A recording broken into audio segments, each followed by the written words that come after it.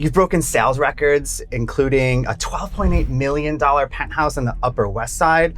What about your first $1 million sale, your first $5 million sale? Some of those milestones, how did you get those? Were they the same way? First 2 years before my school life was totally interrupted by the worst accident any human being ever survived. It was a unused copper mine from the 1880s. And so I was pushing my friends away from this hole that I had a very bad feeling about, and the earth broke off at their toes. Oh my God. I was on that piece of earth that then plunged at 100 miles an hour into the mine shaft. Wow. I was in the hospital for most of the next 10 years. I am the first patient in medical history to have survived with this level of infection. Welcome, everyone, to the Moving You Forward podcast. We're kicking off episode 1 with a true legend in real estate, Alexander Peters. Welcome. Thanks for joining us. My pleasure. So your resume kind of reads like a greatest hits album. Stanford grad, senior VP at Elliman. You started back there as an agent when it was still Prudential Douglas Elliman. You've worked at Brown Harris Stevens, Sotheby's, Warburg. You must have seen it all. I was a senior VP at all those firms too. Amazing, amazing. You've broken sales records, including a $12.8 million penthouse on the Upper West Side. You serve on the board for a groundwater environmental protection program. I'm the president. You're the president. See, even better. You're an ultimate Frisbee World Champion. I can't wait to hear more about this. And you're still playing, right? Yes. You're making this interview easy. Tonight. You play tonight? Oh, yeah. Okay, after this, the suit comes off and it's sports attire. Amazing. So before we jump into your real estate career, we want to get to know a little bit more about the person behind the success. So let's go back to the beginning. Did you grow up in New York? Did you move here? You grew up in New York, born and raised here? Born in New York Hospital. Amazing. Which I went to Allen Stevenson on 78th and Lex for 1st through 8th grade. Okay. Got it. And I was sentenced to preppy school. To Middlesex School in Concord, Mass. Okay. Which I had no idea was the family school until I got there. And as I was listening to them, tell us about, the wonderful things of the school. And they said, you have to go visit, the best secondary school library in the country, the Warburg Library. And I walked in and they were my great uncle's heads and statuary. And I called up my mother and ready to kill her. That was a surprise. You never told me this, Oh, wow. And she was like, I knew if I told you, you'd never go. That must have been some pressure, some expectations to go there? No. No? You weren't worried about it? No, I had no idea it was the family school. Okay, but what about after? Like, once you realized what it was, like... It was great. Did they have a reputation that you had to try to... My family? Absolutely. Okay. I mean, my family built many of the great institutions of New York. Oh, wow. Have you ever been to the Jewish Museum? I have not. On 92nd and 5th? Mm-mm. My great-grandmother's house. Have you ever been to the 92nd Street Y? I don't think so. Okay. I'm pretty sure I've seen it. The 92nd Street Y, I hope so. It's an institution for the Upper East Side. We built that too. Have you ever been to the Jewish Theological Seminary just north of Columbia? No. We built that. Or the literally millions of immigrants that my great-great-grandfather, the greatest Jew in American history, Jacob Schiff, saved and helped. And J.P. Morgan was once asked, is there any man that you revere? And he said, well, there's only one man that I think more, highly of than myself. And when asked who that was, he said it was Jacob Schiff. And when asked why, he said, because Jacob Schiff made 5 times more money than I did and gave away 10 times more money than I did. Okay. And the Henry Street settlement on the Lower East Side still is helping out, all of the new arrivals to America, as Jacob did. Oh, wow. He financed an amazing humanitarian named Lillian Wald, who was, helped just, millions of immigrants as they came off the boat. When Jacob died, 6 million people came to his funeral. Park Avenue was filled from top to bottom. Okay. He was, just an incredible man. Oh, wow. So amazing. So when did you start at this school that you found out it was a family legacy school? What grades was ninth this? grade. Ninth grade? Yeah. Okay. I was only there for my first 2 years before my school life was totally interrupted by the worst accident any human being ever survived. Okay. Between sophomore and junior year, I was just a kid on a student travel tour in Europe. But God had something else in mind for me. And I had a really bad feeling about this giant hole that was right next to the entrance to the supposed youth hostel we were staying at that night. And I was literally pushing my friends away from the hole. Like a divot in the ground? No, a hole, giant an actual hole. Okay. Massive hole. It was a unused copper mine from the 1880s. The bloody British, in America, there would be, barbed wire, signs, everything. Here, you stepped over a wire that you could see that literally thousands of kids before you had done, and you were walking through a massive minefield. And so I was pushing my friends away from this hole that I had a very bad feeling about, and the earth broke off at their toes. Oh my God. I was on that piece of earth that then plunged at 100 miles an hour into the mine shaft.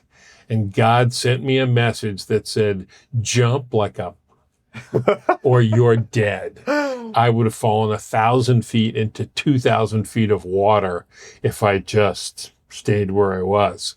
But I listened to God and I leapt out into space. As the ground was breaking under your feet. Correct. And this is 10th. And no, the ground was, this giant piece of earth broke off. I was standing on the piece of earth and watching the earth go by, just like, so, it just broke off into the mine shaft.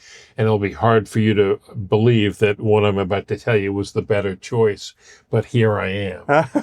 So I leapt with everything I had.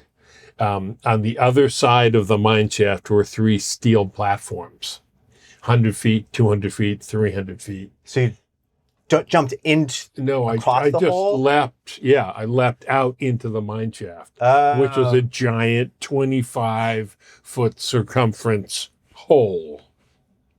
Okay. And I broke through the first steel platform at 110 miles an hour. That's terminal velocity for the human body. Hit the second one, bounced off of that, ricocheted off the other side of the mine shaft back onto the third one, where I lay completely. My body was totally destroyed from head to toe. You can see this scar here. Where blood was just gushing out of my head. And I had a total brain concussion, which is supposed to leave you as a vegetable. And despite what my wife says, just kidding. So, Did you bump your head as a child? Actually, I dove through a mine shaft. Yeah. So, but thank God nothing happened to my neck or my spine, but my left elbow was sheared off. And I would show it to you because I have this coat on. My every rib was broken. One lung was punctured. One lung was collapsed. My left femur was triply compound fractured, and my left kneecap was shattered into 1,000 pieces all over my lower and upper left leg. My right knee was just torn apart, just massive scar on it. And so I lay on this platform bleeding to death. About how far down? 300 feet, a football field. Wow. So the Guinness Book of World Records said it was the longest land-to-land fall in the history of mankind. But my very powerful family threatened to sue them. I was comatose at the time, so I had nothing to say. I, of course, would have loved to have been in the Guinness Book of World Records. I was like, who submitted for that? Right. But I was not able to, voice my opinion since I was, they said I was certain to die. As soon as my grandmother called her boyfriend, Lord Mountbatten, and said, "Dickie, do everything you can." And so he did. And so more nations sent rescue teams. It was the largest rescue in the history of Western Europe. More different nations, came together to send rescue teams and try and save me. And which they were unsuccessful at doing. So after half a day, they said, if we don't get this kid out of here, he's dead. They were afraid that they would kill me by, rappelling down and knocking rocks off that would kill me. But after half a day, they just said, fuck it, we got to get this body out of there or he's definitely dead. So you were laying there unconscious for half a day. Whole time. I wasn't unconscious. I was conscious at first. Okay. When my friends screamed down, if you're still alive, we just come through France. They were like, sing the Marseillaise, Somehow I got out, l'enfant patrie, and so they knew I was alive and they ran down the mountain to get this whole thing started. They weren't able to get me in time. The human body has 8 pints of blood in it. You must have 4 for it to function. Your brain, your organs. For example, my doctors at Roosevelt Hospital, because Roosevelt Hospital at that time was the HSS of the 70s and 80s. Hospital for Special Surgery. Okay. It was the most advanced orthopedic place then. Okay. This brilliant doctor, James C. Parks, was the surgeon for the Mets, the Jets, the Knicks, the Giants. Okay. He was the guy. The guy after him was called Dr. Nicholas, was the main, the great guy that everybody went to. But at that time, it was JC. And I was really lucky. I knew him. And he knew me because I was an insane athlete as a kid. And in 7th grade, even though I was the smallest player on the team, I was the middle linebacker of the 9th grade football team. And I would hit people so hard I would break parts of my body. Oh my God. And so he would cast me up and not tell my mother so that I could keep playing, because if she knew, she would done. What? This child is playing football with a broken wrist and thumb? What? Anyway, so I knew JC and he took amazing care of me.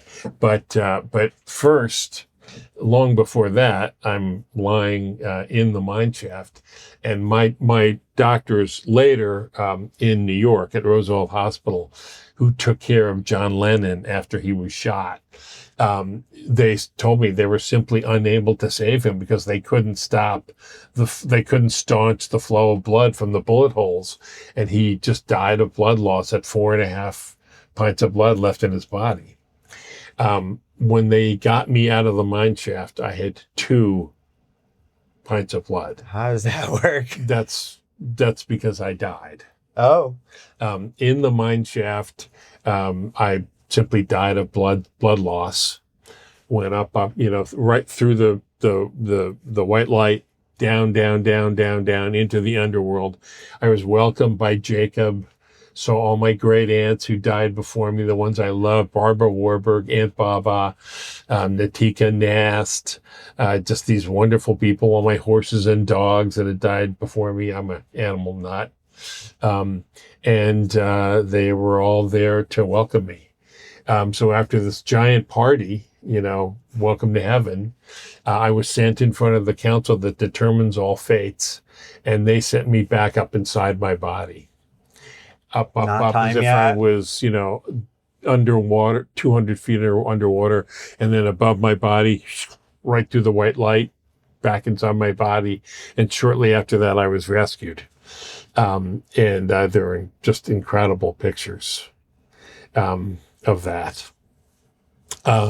So when they took me to the hospital, after they got me out of the mine shaft, the doctors immediately made my parents, who had arrived, sign the death papers, because they said, we have no understanding of how your son is alive. There's just no explanation. Doesn't make sense. How he'd be alive. And there was a really rude shock from my dad, because my dad had driven, he lived in Ireland, and he drove 140 miles an hour across Ireland, leapt on the ferry, drove 120 miles an hour across England to give me blood because he heard I desperately needed it. So we got to the hospital, and he has a very normal type of blood, O negative. Okay. Like, you know, much. The hospital didn't have blood for you? Well, the shock was they took Dad's blood and they took my blood, and they said to him, we're terribly sorry, Mr. Peters, but you can't give your son blood. And he was like, fuck you, what are you talking about? You know, I'm just like, I killed myself to get here, you know. And they said, I'm terribly sorry, Mr. Peters, you have a very normal type of blood, O negative. He has a very rare type of blood common to European aristocracy, and you can't give him blood because your blood types don't match. And this rough British nurse came over to him and said, that means he's not your boy, lad. Oh. So that was, you know, my dad was just like, what the fuck is going on? You know? So then my mother and her whole entourage arrives, my stepfather, two of my brothers, you know, and so my dad leaves shortly after, because he was there for the first, couple of days, and he didn't want to be around my mother and her crew, especially after he hears this, because obviously something was going on here. There's a lot to process. So anyway, the English doctors performed a surgery on me that was outlawed in the United States after World War II, because it led to so many osteomyelitis and killed every patient. Osteomyelitis means infection inside the bone marrow. And since I had been lying in a pool of mud, blood, water, and broken lots of stuff. Shit. Oh. Because your body lets go when you die, for half a day. And I had 3 triply compound fractured bones broken through the skin, that means.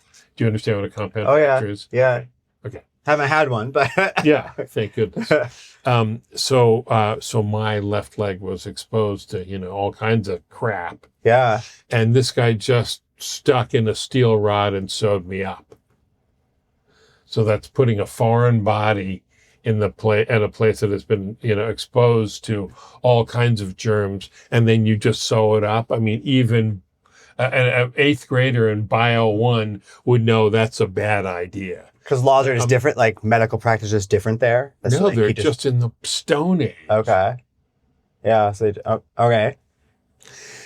So astonishingly, after I was, comatose for 2 weeks and having these, but obviously not brain dead, because I was having these wild fever dreams, of just like endless cavalry charges of, charge, just like, and scream, and all this crazy stuff going on. And then I came to, and they just said, you have to stay in your bed and rest. And I just pulled everything out and got up and just started walking around. And they were just like, we've never seen anything like this before. So within a couple of weeks, my mother wanted to get me the hell out of there because she knew the English doctors didn't know a fucking thing about what they were doing. And so she did, and we got back to New York. And we went straight to JC's office. He took one look at my left leg. He picked me up, carried me across the street. Didn't even want you walking? Into the emergency operating room and did emergency surgery. He had no idea how I was alive. I am the first patient in medical history to have survived with this level of infection. Everybody before me died. Gangrene kills you untreated in 1 week. This disease kills you untreated in 2 weeks. And you were at about the 2-week mark, right? Oh, no, it was well past that. Oh. 6 weeks in England. Oh. And then, immediately when I got back. So I had been alive 3 times longer than any previous human in medical history. So then, he just did, they just massive antibiotics and tubes and everything to try and get my infection under control. That took half a year. And over the next 10 years, I had 23 operations. And I was, went from I was paralyzed from my neck down, my waist down. They were going to amputate my left leg. The operations caused that to be paralyzed? Like what was, but you were walking around. What do you mean? What did paralyze? After being paralyzed. Oh. At first I was. I see. From the accident. Got it. And then, no, I just got better and better. And finally, after half a year, they figured out what bug I had. They gave me the right drugs. My sedimentation rate came down enough that I could go home. And because they had to get my sedimentation rate down enough. Hospital for 6 months? Oh, yeah. I was in the hospital for most of the next 10 years. I had 23 operations. I did physical therapy every single day, 4 to 8 hours a day. And as soon as I got out of the hospital, I started walking 15 miles a day and swam a mile a day. Determination. Okay. Determination. Wow. And I was going to, just regrow. Anyway, so the next year, after my sedimentation rate had come down enough, JC and I basically invented an operation to remove this. He had to remove most of my left leg, cut out my femur between my knee and my hip because it was all infected.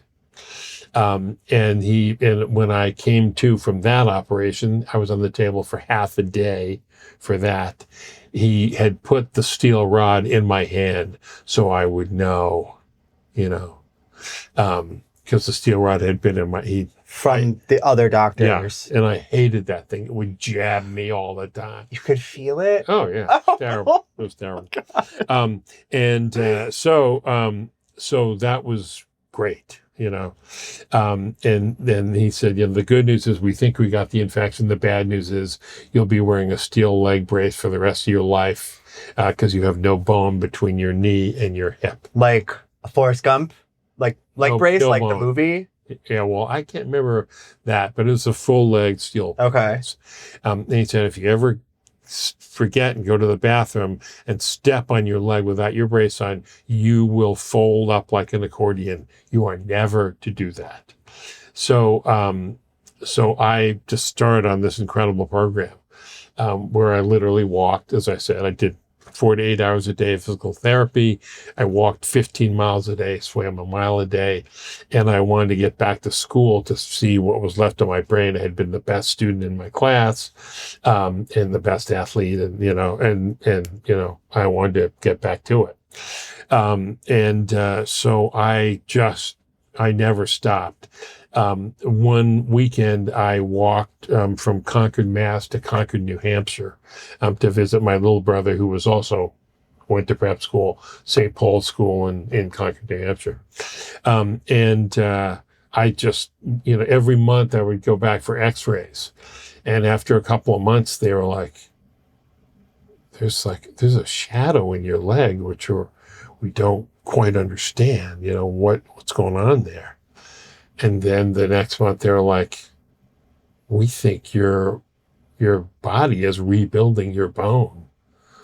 And because every day, boom, boom, 15 miles, through the 5 feet of snow. I just walked. Yeah. I had special walking permission. Once I finished, With the brace on still, right? Yeah. Oh, yeah. Everybody else had to be back in their room at 10, boarding school. I had walking permission from my headmaster from 10 to 2. I would walk through all over the state of fucking Massachusetts. Yeah. And go to sleep at 2, wake up at 6, do 2 hours of therapy before classes, and just kept on. And then, after like the 4th or 5th month, they're like, holy Christ, you're starting to rebuild your bone. And then the next month they were like, you keep this up and you get this brace off in 30 years. I was like, fuck you. And so I just, kept going and going and going. And the next month, 10 years, the next month, 5 years, the next month, 1 year, and the next month, 6 months. And I knew exactly what I was doing. I was a teenage boy. I was finally going to be able to go to vacation in Florida with my family. And by doing that time, this walk every day and this physical therapy every day. All of it, every day, without fail. And so by that time, 30 or 40 orthopedic surgeons were coming to JC's office because they were like, we heard about this miracle kid. We want to see this thing. So they, JC had already had to go down for spring training with the Mets. And so I was seeing his associate, who was this big, sort of Arkansas guy with a drawl. He took care of all the ballet dancers of New York City. I forget what his name was. Dr. Hamilton. And Dr. Hamilton puts the pictures up on there and just, there's this giant gasp in the room, and he says, God damn, there's a bone there. Amazing. And so I rebuilt my femur in 9 months of just never quitting. And so, but he said to me, look, I know you, and I want, you to you take this brace off during the daytime and go swimming on the beach. That's okay. But at night, when you guys go out partying, wear your brace. Wear your brace. So, we went out and had a great time, just tore up the island. Me and my brothers were, always the leaders of our pack. And so they rode their bikes home that night, but I walked. And I dutifully wore my brace, and I didn't even bother to bring my 3-in-1 oil, because I was going to Florida. What the hell would I need it there for? In Massachusetts, there's 5 feet of snow all winter long. So I would literally have to stop every couple months and oil up my joints because the snow would get in there and it would squeak, But that goddamn brace, the last mile, just like squeaked. Oh no! And I just weighed everything, and as the sun came up over the Gulf of Mexico, I just hung that brace up in the closet. Just said, never wearing that again, and that was that. And so as soon as I got back, I said to JC, I want to start running, and he said, look, you can't even bend your knee, So for all during college. I would do 4 to 8 hours a day of physical therapy without the brace. Oh, the brace is gone.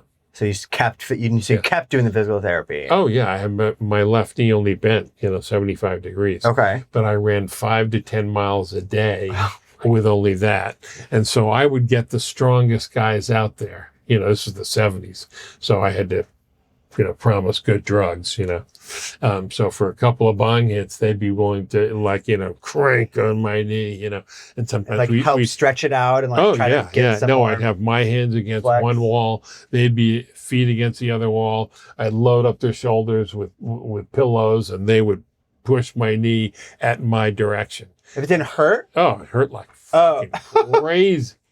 Hurt like hell. And then sometimes we'd break adhesions, and then it would you'd gain 5 degrees of knee bend. I was like, but that's, you want to get it. Your doctor know you were doing that? Oh yeah. Oh, so that is part of the healing for that? Well, if you're as aggressive as I was, So he said, look, we have to, we have to do serious surgery. So during the next 3 years of college, I had 10 knee operations, and I had to stop out of school 5 times. I'd always come back to Manhattan. I'd work for CBS, or one time I worked after my arm operation, which completely rebuilt my elbow and From the and fall. reconnected my triceps tendon, Elbow, ribs, all that. all of it. So I, would get a great job. I interned in DC for, a congressman, worked for 60 minutes, 30 minutes. This was during college. Yeah. But so this was Stanford? Yeah. So you're at Stanford. Okay. I stopped that 5 times. Got it. Always for surgery and, so finally, after the last operation, I was able to bend my knee so I could then go out for the ultimate team my last quarter there, and I made the ultimate team. So that was the beginning of my ultimate career. That is a crazy journey. Yeah. Okay. Well, that's the end of the podcast. Yeah. So then I made the ultimate team, and ultimate has been part of my life ever since. I compete 3 times a week. For people that don't know, how do you play ultimate frisbee? Ultimate frisbee is like a combination of football, soccer, and basketball, all played with a frisbee. Okay. So you just diving catches, incredible throws. Throwing it into a goal, like a soccer type goal? No. It's like passing to somebody for a touchdown. Oh, okay. You hit somebody in the end zone. Got it. Oh, so they catch it like they would catch a football. Yeah. So when I started out, I was the guy catching. Now I'm the quarterback. I'm the thrower. Amazing. So you've got your agility back. That seems like a lot of quick, fast motions and weird angles. And endless. And your leg, you just kind of worked your way through it and eventually just kept getting better and better and better? Well, I only have a third of my upper left leg. Okay. I don't tell anybody that. I just, play. They don't need to know. That's 2 world championships ago. I play for the best team in the world. They add 1 out of region player before the world championships. Amazing. That's me. So these 2 guys were trying to double cover me. As you can see, they failed miserably. I went up and over. They look lost. Well, I pulled down the big pass, and I'm turning and firing a backhand goal. So they're just watching me throw the goal. I started the last 4 divisions in the sport. Grandmasters for men and women over 40, great grandmasters for men and women over 50, legends for men and women over 60, and now I started immortals for men and women over 70. So this is last year at the first ever Legends World Championships. I was the captain of the Mid-Atlantic All-Stars, and this is me throwing a forehand goal. That's one of these. Okay. To my favorite receiver, Linwood Lewis, a Sarah Lawrence professor. I've been throwing goals to him for 25, 30 years. Awesome. So that's going to curve right into Linwood. You can see the angle of the disc. Yeah. It's going to curve right into his hands. And that guy was covering me. He looked lost too. Yeah. So I just, I play against 20-year-olds. I play in the open division, which is that's after college, in the best summer league in the country, which is wonderfully at SUNY Purchase. Okay. So it's perfect. Awesome. It's great. So close. Wow. It's still playing today. Amazing. Oh, yeah. Amazing. So I play to be ready for the World Championships in the fall. Okay. So I play Monday and Wednesday nights against the 20-year-olds, and then Thursday night is rec league, and that's the 40-year-olds. I love it. And so then I'm with all my old buddies, I just keep playing. I got to train harder than other people because I only have a third of my left. Right. So it's such a struggle and such a mountain to overcome that you had to learn to do that. Clearly, it kept going throughout the rest of your life and career of different experiences, it seems like. because we're just barely getting to college. We haven't even started your real estate career. So that kind of answers a lot of that. How did you start from that college and those jobs? You said CNN or something. Where did real estate come in? Well, I was a journalist after college and, I wrote for The Nation, worked for 60 Minutes, 30 Minutes, 6 and 11 o'clock local, and this dates me, the Cronkite Unit. I know the name Walter Cronkite. I don't know much about him. He's a great friend. Amazing. Okay. So that was great and totally interesting and fascinating. But, good journalists make $150,000 a year. You're not raising kids in Manhattan. That's tough. And my family is deeply involved in education. My mother was just this incredible dynamo. She ran Sarah Lawrence College. She was chairman of the board of Sarah Lawrence. She started the United World Colleges with Prince Philip. There are now 90 campuses all over the world. She ran the Maternity Center Association on 92nd between Madison and Park. That was the main center in the United States for the propagation of natural childbirth. So she fought all the doctors throughout New York, all the OBGYNs who wanted to treat childbirth like a sickness when it's a totally natural thing. And, they charge women all kinds of money to go to the hospital to have a child. It's complete bullshit. You don't need any of it. Doulas and midwives are just as safe. 95% of births are totally normal. So you don't need any of this, medical crap. Okay. That they try and sell you. And that's what she did. And she fought, them. She won the highest public service awards in the country, the Rockefeller Public Service Award for that work. And then after, she and I were great friends and I explained to her all about, what dying is like. She started an organization that is now an international movement called Doulas for the Dying, applying doulas for end of life as well as the beginning of life. So just, just incredible person. Wow. She was just an absolute dynamo, working, nonstop, and completely not befitting her station in life, as it were. In her 90s, she would go out and help these, women in just the furthest reaches of Brooklyn. I'd be like, Mom, let me drive you out there. And she's like, no way, I'm taking the subway, and, Phyllis Rothschild. Very independent. Phyllis Rothschild would get on the frickin' subway, regardless, and go do her thing. And, but she was just, an incredible, amazing person. So I got into, real estate, because my older brother, Fred, had also done the same thing. As you may not remember him, he ran Warburg, real estate. I know the brokerage. I don't know him. He ran it. Okay. And I worked with him, at Warburg, which at that point was still Ashforth. What age is this? That is around about? Like right out of college or still in college? A bit after. Okay. I did about 15 years of journalism, and I became a broker in 96. Okay. Because I, wanted to have kids.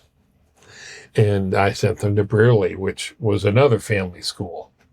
All the girls in my family went to Brearley. And, all these private schools are $100,000 a year. Yeah.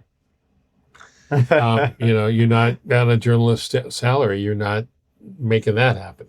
Yeah. So I, just got to work. So your brother was already running this brokerage? Yeah. Or okay. And then kind of said, hey, come try this. He was like, come do it. He knew you need to come do this. No, he was like, okay. He didn't want to lose me to some other firm. So I worked there for 5 years, but then after I set a new Upper West Side sales record, one deal of the year, for that Yeah. sale you're talking about, which, believe it or not, in 2001, it's hard to believe. In 2001, $12.8 million was the highest sale in the history of the Upper West Side. That You know, when we think about what the numbers are right, today. right, right. Yeah. It's just like gives you an idea of what's happened to Manhattan real estate. I can't You know? I can't imagine it for the 8 years I've been doing real estate. So like you've seen so much more. Yeah. Yeah. So, I just kept working. I have the sales records in dozens of Central Park West buildings still, and many downtown, Grand Street, the West Village, they're building sales records. Right. Yeah. You just keep working, keep negotiating, helping people. So your early years in real estate, first getting your clients. So it sounds like your family knows a lot of people, well connected, but you're trying to break in as your own person in real estate. Was it networking? Was it people you knew? Just talking with people? It's obviously different. All the and above. back then it's different. You weren't posting on Instagram to try to find a new client. No. It was, you actually had to talk to people in person. All the above. Or make phone calls. Yeah. Endless phone calls. Right. And then, do you remember your first deal, your first client? Yeah. Where did that come? How did you get the first client? Great friend of mine, still to this day. Said, hey, I want to He buy. always plays lead guitar at my birthday party, Joel Bluestein, he went from these, piddly shit rentals that I would get him, downtown somewhere. He's very cool. He loves, Chelsea and, West Village. And he's a brilliant, amazing man. He bought his first apartment that was on 8th, right off University. Yeah. I eventually sold him the apartment he is in today, which is in Chelsea, on 9th off of 16th, Amazing. So early on, did you start in rentals like a lot of New York City agents have to? It was more, I'm going to kind of dive into sales. I know people that want to buy. I'm going to talk to them until they say yes. Yeah. Amazing. That's awesome. Yeah. Okay. That gets to a bunch of the first questions I had. Your first deals, how did that work? What about your first, so you dove into sales early, so you started getting your feet wet with that. What about your first $1 million sale, your first $5 million sale? Some of those milestones, how did you get those? Were they the same way? You just knew people and talked to people? Just working hard, just keeping at it. Not going home until it's done. Sometimes that's midnight. Right. Just getting the info for your clients or following up. But the other wonderful thing about our profession is I was bound and determined. I was not going to be like, I was not giving my children the upbringing I had. Nobody ever showed up to anything I did. Okay. At graduation day, I would win 2, 3, 4 prizes, best athlete, best student, I would walk home alone. Oh, no, I see. So I was going to damn well make sure that I was at my kids' happenings. I was the only father at the games, the soccer games, the little plays, my kids, Dad was there taking them to school on his shoulders, as I did. Busted your ass in real estate getting started to give you that freedom or that flexible schedule. But, the wonderful thing about our business is we have that flexible schedule. Yeah. So if what you're, between, 1 and 2 in the afternoon, that's when your kids play is, I was there. And so that was a very different experience for them and for me. And, I'm so close to them because of that. My mother, I finally got my mother to come to a football game. She was a little afraid of this because she didn't like, the violence on the streets. It was the 60s. And I was violent enough with my brothers, my brothers knew you messed with me, I was going to fucking kill you,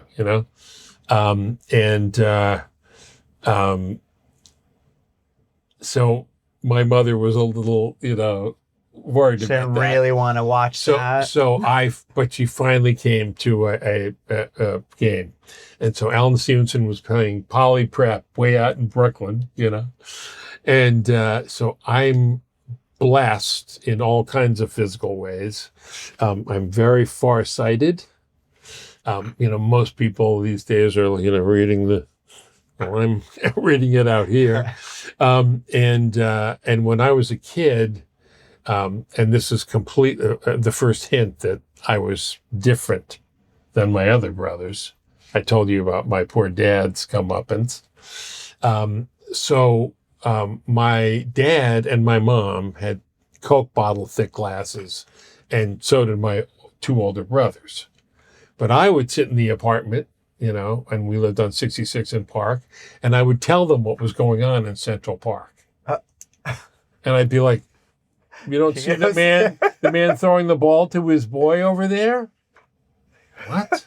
And so my evil older brother, Fred, the one that I worked with later, would say, there he goes, Mom, lying again, So Mom finally took me to the eye doctor. And I read the bottom of the chart from the next room. And the eye doctor said, Mrs. Peters, I've never had a patient before who has 25 vision, but your son's eyes are the equivalent of 4 power binoculars. So I could see and can see today incredible things that other people just don't have any idea what's going on. So I would watch across the field as the center and the opposing quarterback practice their exchange and see if there was any sort of tick. And I saw... So you could see this so much better. Oh, yeah. Oh, my. So I saw that the center had a slight tick in his left hand just before he was about to hike the ball.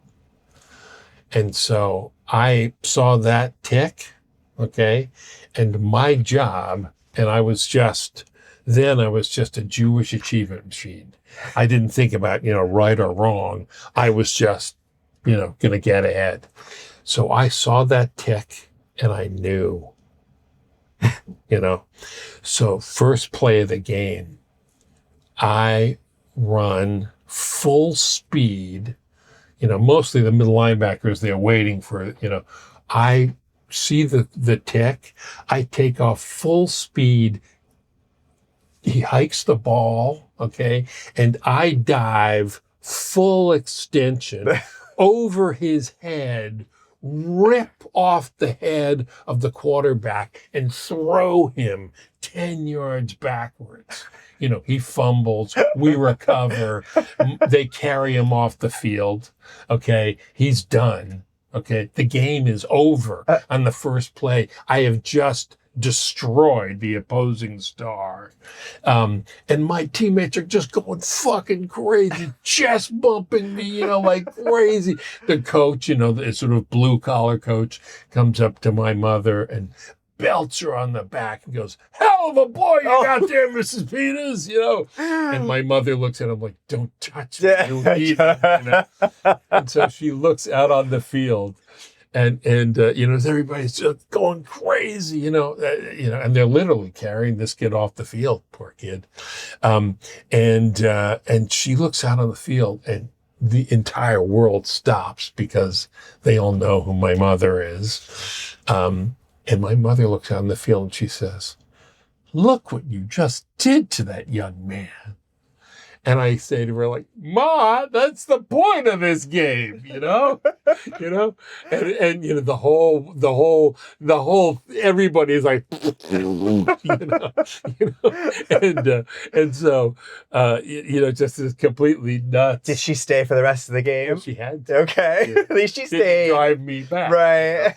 But she was just like, completely convinced then of, the terribleness of what I was doing and how she should, trying to figure out how she should deal with that,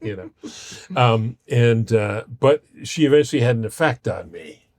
And frankly, after the first time I smoked weed, which was a couple of years after I was like 13 or whatever, I just thought, I was like, what the fuck am I doing? I don't want to hurt these people.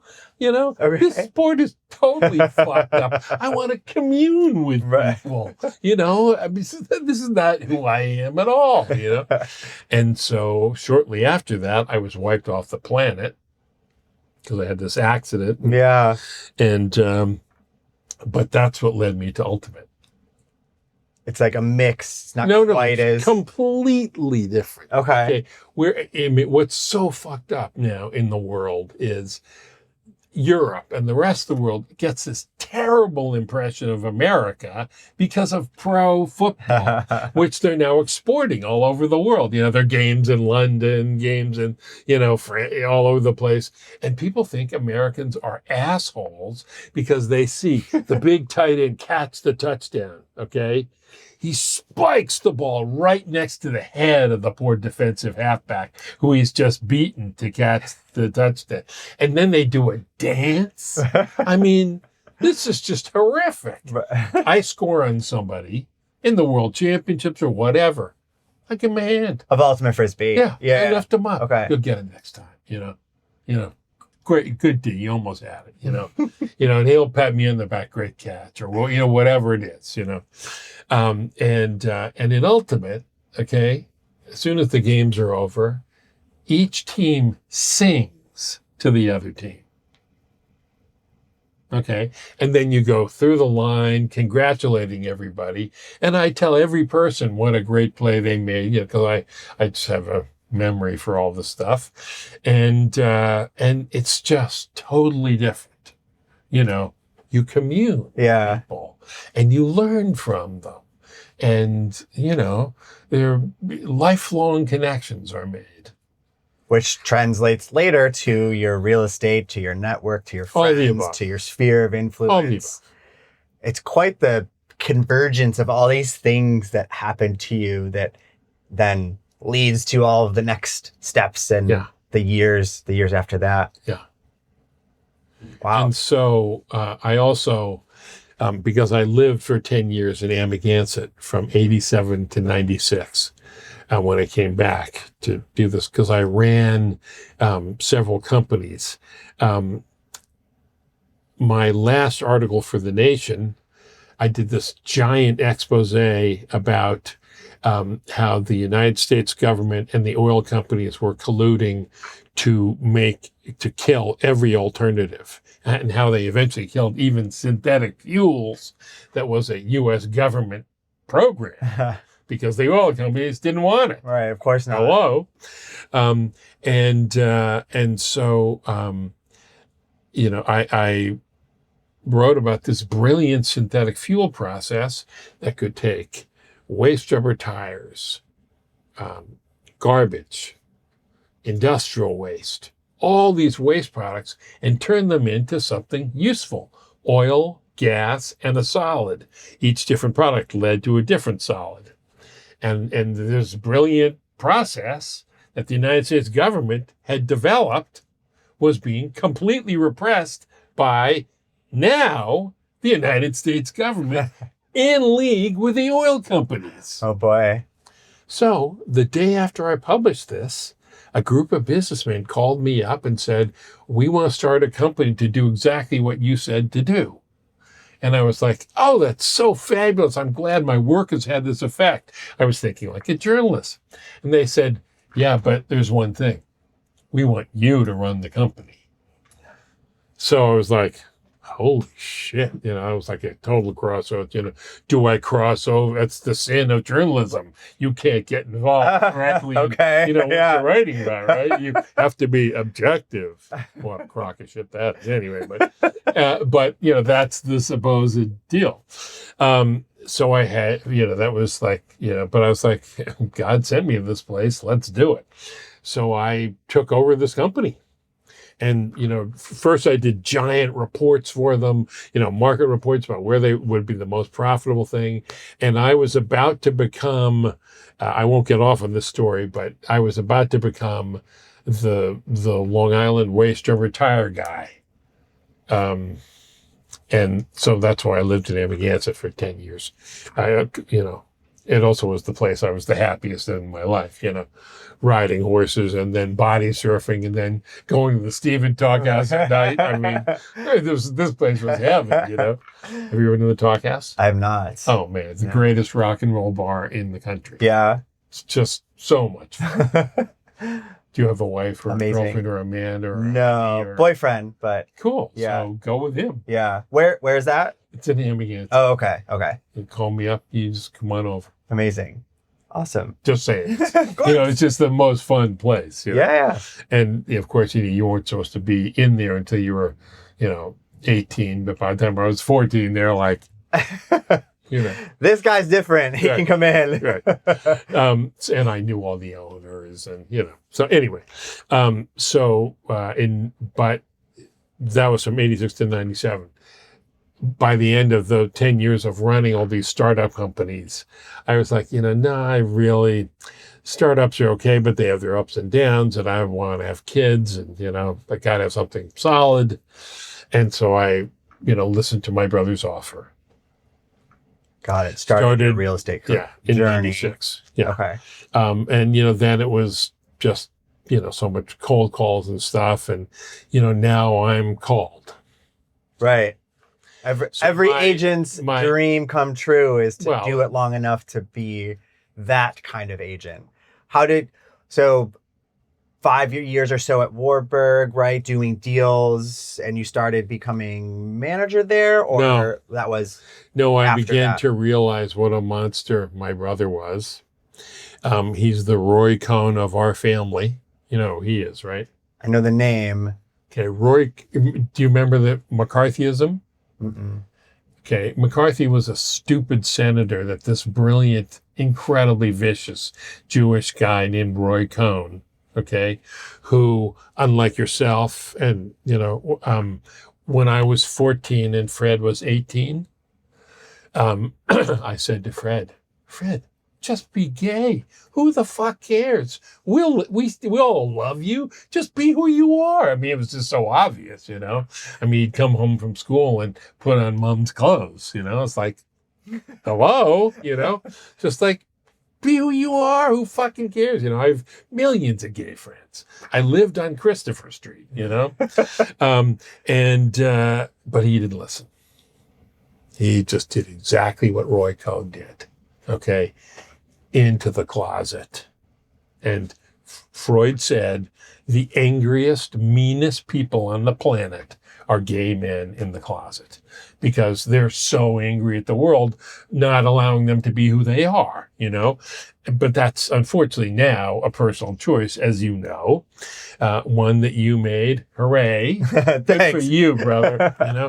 No, you got to be who you are. Yeah. That's the most important thing on the planet. It's easier and tough in different ways from now with the internet and before the internet. Like it's a constant tornado. Yeah. But be who you are. Anyway, he didn't. He has this paid off wife. They had 2 kids. Clelia, now runs the company. He's largely retired. But he lives this complete fake life. He acts like a straight man, in the world, but he's not straight at all. I'm like, when we go out for lunch, I'm looking at all the beautiful women who are going by, and he's looking at all the beautiful men, and I'm just like, Fred, just be who you are. Stop this phony shit. Anyway, so he became a monster, split our family in half, did this just awful, everything Roy Cohn did. So your brother knew Roy and was like a bad influence. Oh, he was just mirroring how Roy was. Gay men in the closet are incredibly vicious. And so he was running the brokerage and just horrible to work for. So awful. It's a rough experience for you. So that's where you ended up leaving from Warburg. Got it. So when Sotheby's, after I won Deal of the Year, so Sotheby's was like 75-25. Sotheby's, not little shit Warburg. I was not. It was clear that I was not going to be appointed to management because he and I started to have, he was like, when I won this big award, he was like, and I was like, I understand that kind no, of stuff. Fred, sorry. Be excited and happy, and Of course. it's good for the company. Of course. Of course. Okay. Yeah. But, you're a man who has looked at the truth of yourself, and who you are, and you're comfortable in who you are. And that's why you're a, lovely fellow to be around and to work with. Amazing. Thank you. I appreciate that. It's that's just the way it is, whereas he comes home from work and puts on women's clothes. To each to their own, I guess. Right. No, glad you got out of that situation, at least, also before. So Sotheby's was crazy because Kathy Cordy was trying to get all these foreign investors. And so she wouldn't deal with any of the issues in the company. And they had they asked me to be the lead broker on the new Upper West Side office. This is back when they had one. That lasted only a short number of years. And so they hired this guy who was totally incompetent to run the office. And the other brokers were like looking at me like, so I was constantly being called in. So you were an agent there to start first. Yeah. Okay. Yeah. And I was constantly being called by the other brokers to come in and officiate. Because this this guy was such a fucking loser. All right. And I went to Kathy Cordy and I said, this guy is a complete loser. He is going to destroy the company. You need to get rid of him. Okay. Amazing. She wanted to cover everything up so that I forget who was about to put in hundreds of millions into their company. And they fired me. What? And I was, and the whole time that this was going on, what's his name? Who's the head of Brown Harris, but who had been seeing what the shit that Fred was doing with me and had a couple of lunches and dinners with me and said, this is ridiculous. You should be the number 2 of this company. You're the energy in that place. We'd love to have you at Brown Harris. So once Kathy Cordy, pulled this crap with me, it turned out they didn't actually fire me. What happened was, I could see the writing on the wall and I just said, and within 4 months, the Upper West Side office closed. They don't have one. So you went to just a different Brown Harris office? I went to whatever was on Broadway and 64th, I think it was. God, because those offices are set up, they're kind of like their own little mini businesses, right? Each one's a run on their own kind of thing when it was like that. Yeah. Okay, so another Brown Harris office takes you in. Yeah. That was kind of that next move. So no, it was an easy move.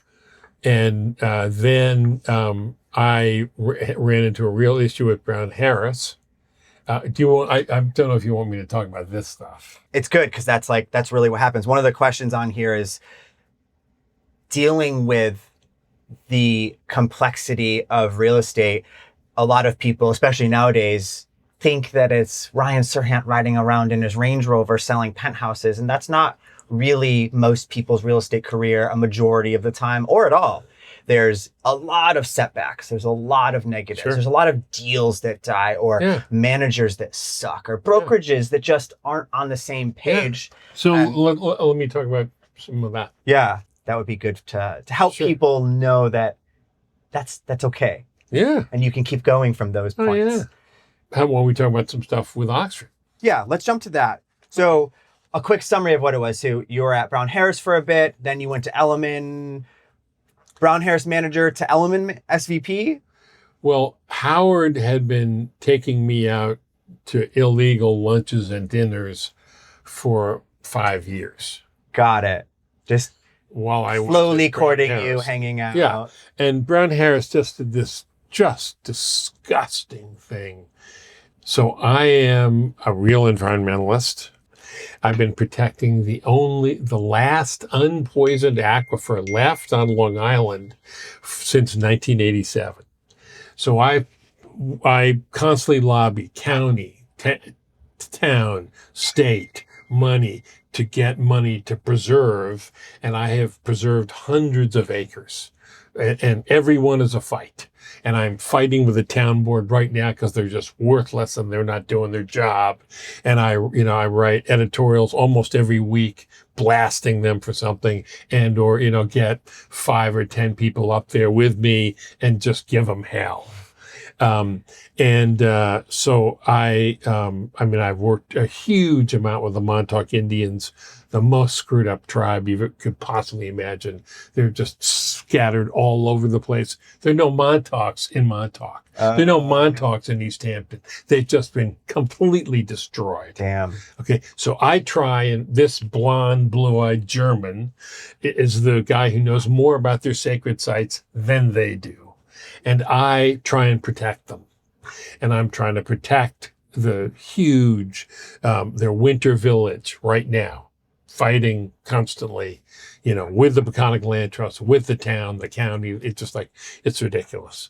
So I have a meeting tomorrow with my mentor to try and get him out there. He's really interested in Indian stuff too. His name is Steve Engelbright. He is the leading geologist, hydrogeologist on Long Island. So he's vitally important for me because aquifers are all about geology and hydrogeology. And this is the last unpoisoned. Everything on Long Island west of me has been poisoned. Can you imagine Runoff, that? factories and dumps and that kind of stuff, all that stuff? Urine. Okay. Nitrogen. Too many frickin' people and not enough breakdown of what. Shit. And pee. Amazing. And that goes through the groundwater, out into the bays, the ocean, and poisons them. And then their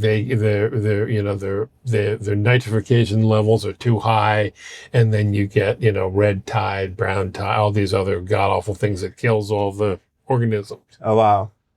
Because of that. Anyway, so that's something I've been fighting for a long time, and also Indian stuff. And this rotten piece bought the piece next to me, Bobby Flay, and I wrote him a letter because I was a broker at that time with Brown Harris, telling him this piece of land has an Indian graveyard on it. Brown Harris, he complained to Brown Harris. Brown Harris said, we can't abide by this. And I was like, you gotta be kidding me.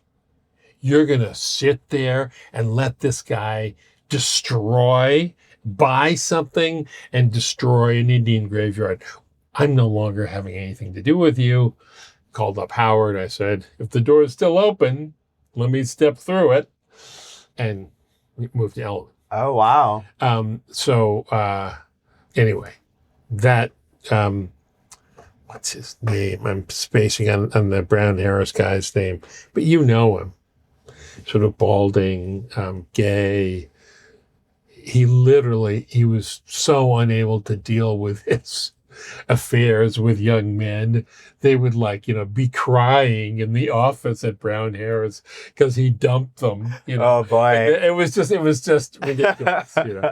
Anyway, so we were all snorkeling and chuckling about who I mean, and I'm spacing on his name. Anyway, so 10 years at Elliman, loved it. Worked on a couple of different teams, and then the new guys moved in at Elliman.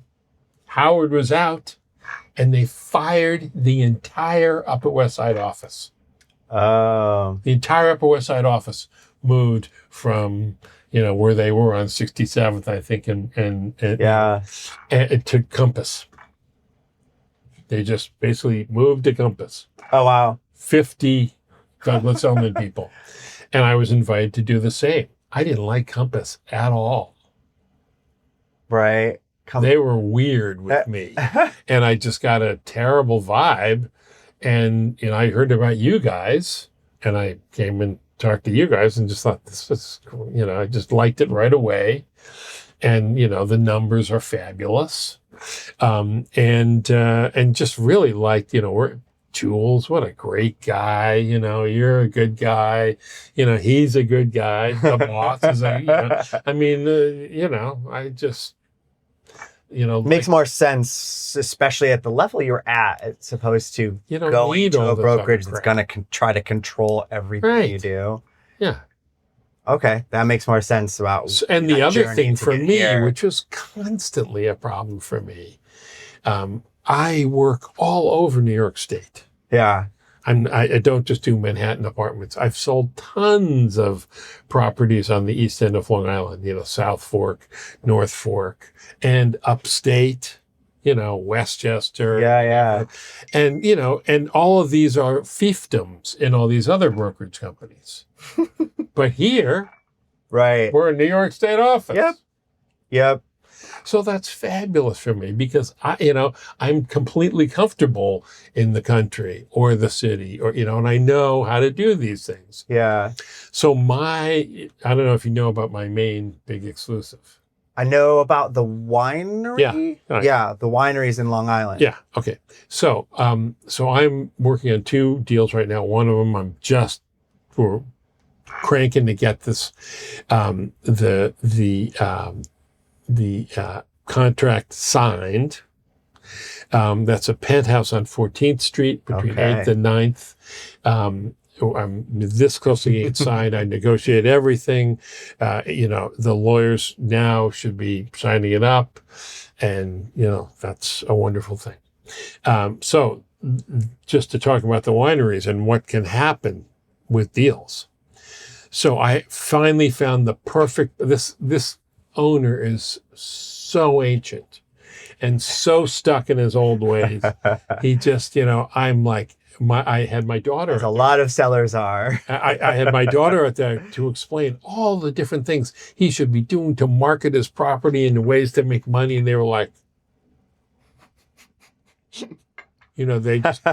they just didn't get it at all. She's like TikTok and, and all the different ways that they should be having art exhibits. They should be having music. They should be having speakers and they're just looking here. We sell wine. Make wine. And they just don't get it. So these fabulous facilities. Okay.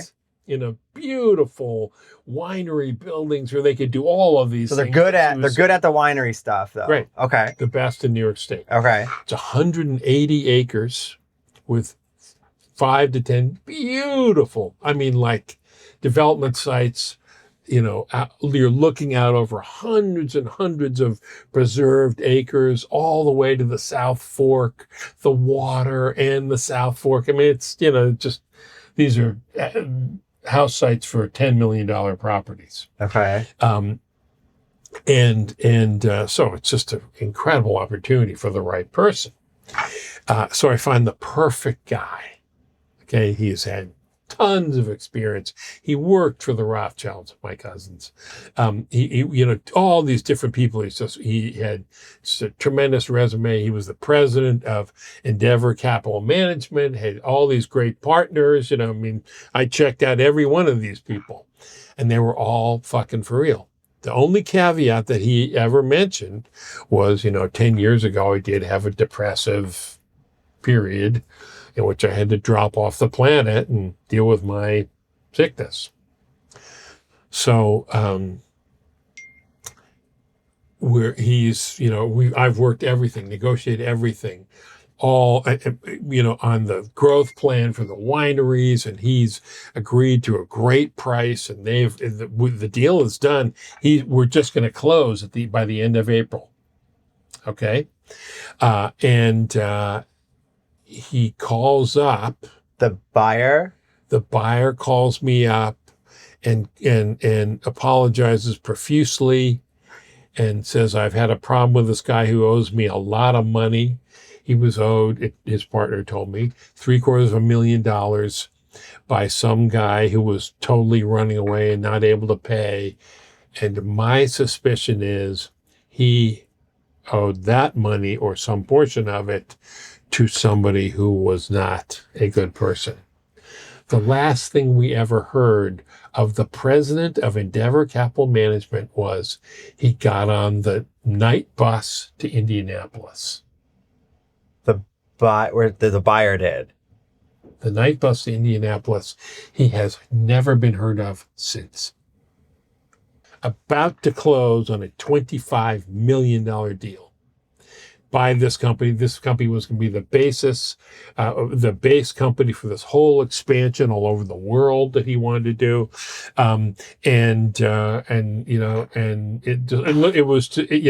it was too good to be true in the end. 6 months of endless work, just getting everything right, getting him with the son. So much more than just selling an apartment. That's so much research. And the thing that's so hard in this position is because the assets are worth a tremendous amount, but what this guy really wants to do is have his son stay as the winemaker. The seller wanted the son to stay. And the son is the best winemaker in New York. So anybody who bought it who didn't want that would be really stupid. Right. But you never know, Anyway, so this is the perfect guy. Vaporized. How? So you got that last call. He said sorry, but you didn't know the deal was dying when he said sorry, did you? And then ghosted, checking in every day and just all of a sudden he just stopped responding. And his partners are like, what the fuck? They're stuck with all this, So it's not like, at least when we're selling apartments, if a deal falls apart, we know that guy, he's still working downtown wherever. My client, unfortunately, is still stuck with his apartment, but, it's rare that they disappear. This guy, gone. Never answered his phone again. Crazy. Wow. But that's an extreme case. But deals, we talked about so much success. Did you have other deals? People just backing out at the 11th hour kind of things? Sure. Well, the one that I set the new Upper West Side record on. Yeah. We were going to sell that. McEnroe was one of the buyers who wanted. This is the penthouse at the Prasada on 65th and CPW. In my opinion, the second most beautiful building on the West Side. The Dakota is obviously the first, but the Prasada is just. Have you been inside? No. Oh my God! I've heard about it before. The penthouse of the Prasada is 14-foot coffered ceilings. Just, you don't see things like this. Older luxury. Just, every foot is like a work of art from some brilliant craftsman to make it this gorgeous sculpture. Yeah. So that was supposed to be sold, and I'm trying to remember the name of the person.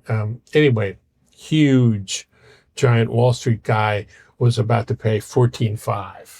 Okay. Then 9/11. Oh my.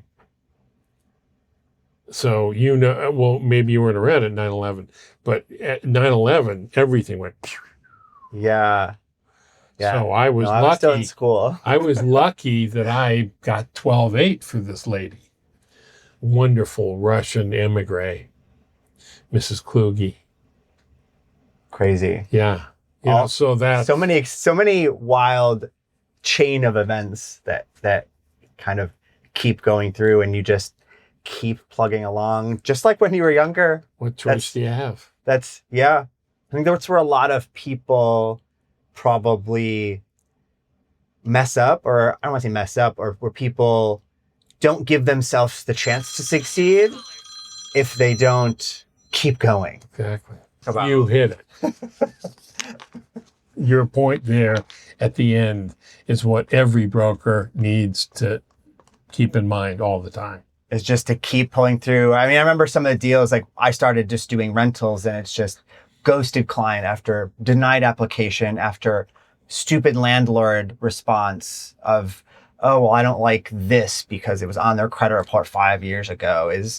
like down to some of the like basics, or some of the agents that are a little bit newer and they're trying to find their place. Is those things you just have to go on to the next and not wait for it to come. You didn't wait for anything to come to you. If anybody says that you were handed anything, is clearly not paying attention to what you've done or what you're doing now. That's amazing. So we're just back at it. Well, maybe this deal falling apart in April means a higher price in next spring. Well, my exclusive was only extended by half a year, so. Yeah. Amazing. Okay, I think we're good for now. I appreciate it. This has been great. We'll have to do this again. Love to.